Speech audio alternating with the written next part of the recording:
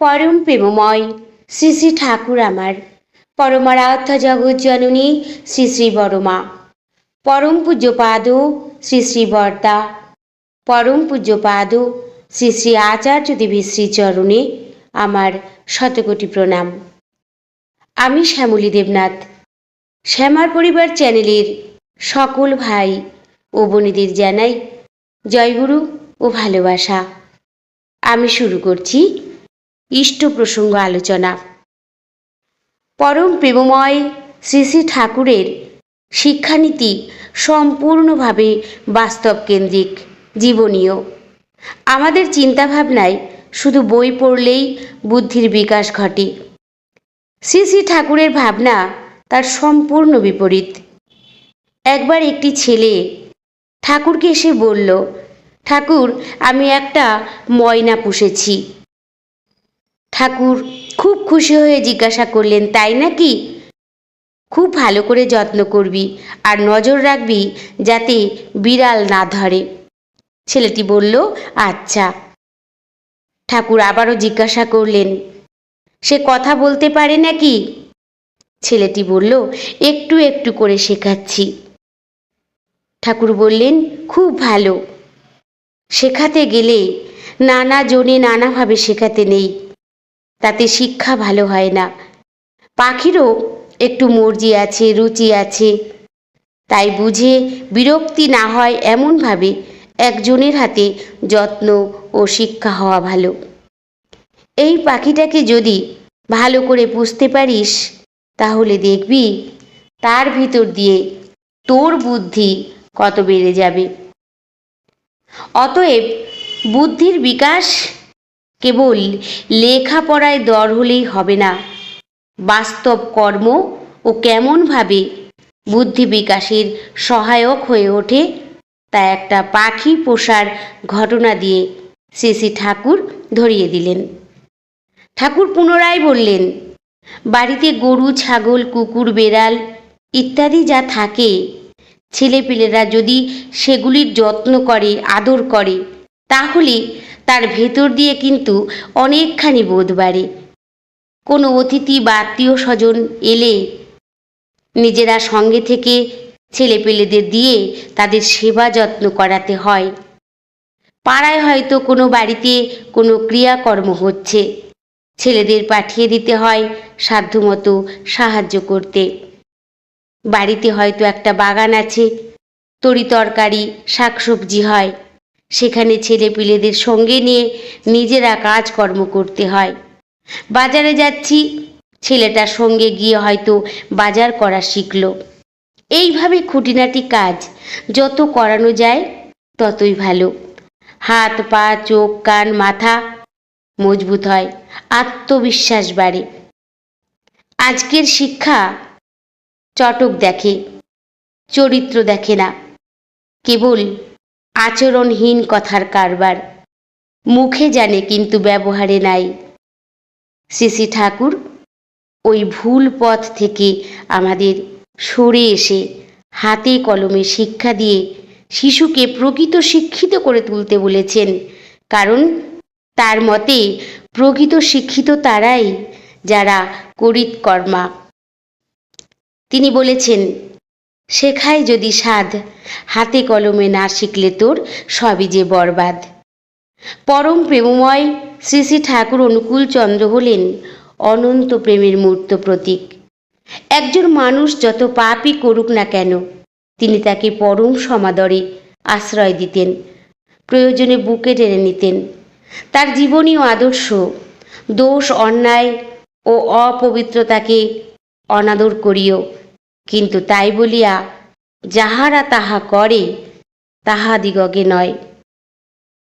শিশু শিক্ষার ক্ষেত্রে শিশুকে মানুষ করতে গিয়ে আমরা যেন শ্রী শ্রী ঠাকুরের ওই জীবনীয় আদর্শকে ভুলে না যাই।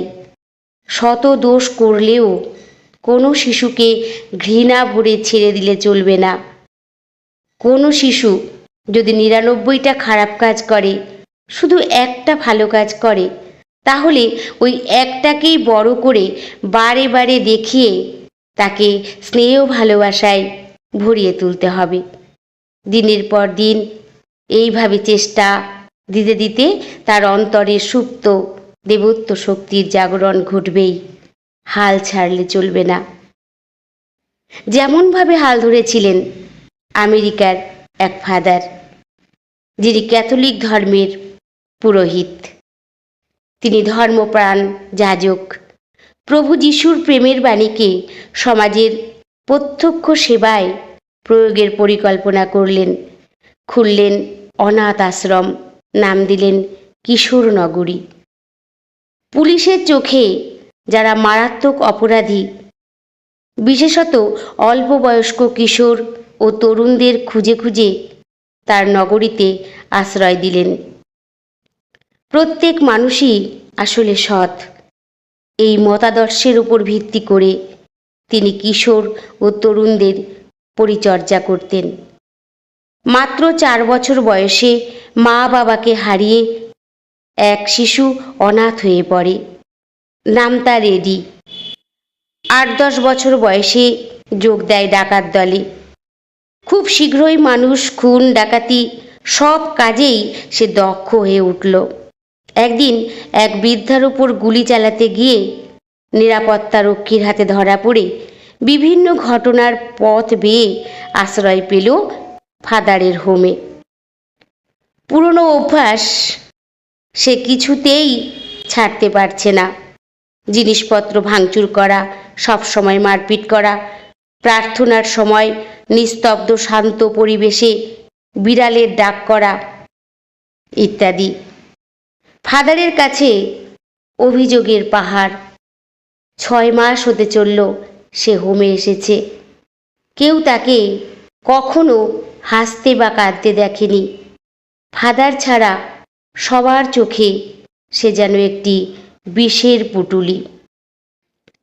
ফাদারের একটাই ঔষধ, তার সঙ্গে সাক্ষাৎ হলেই, তুমি ভালো, তুমি সত্যিই ভালো ছেলে, তোমার মতো ভালো ছেলে কেউ আমার হোমে নেই।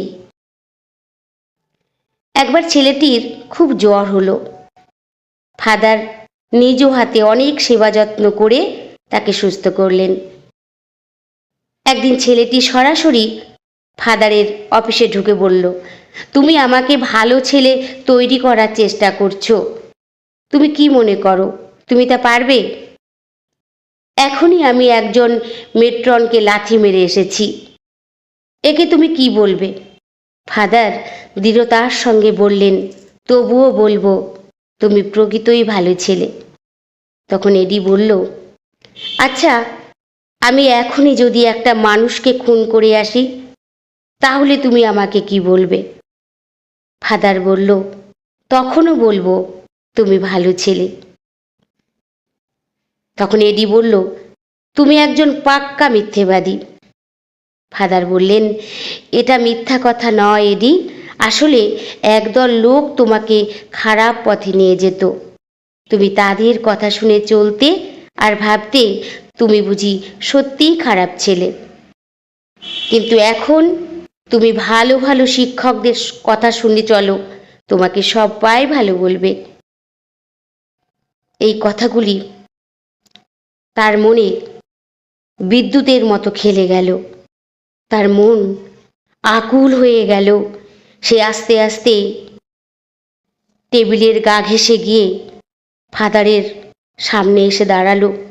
ফাদার তার হাত দুটো ধরে বুকে টেনে নিলেন।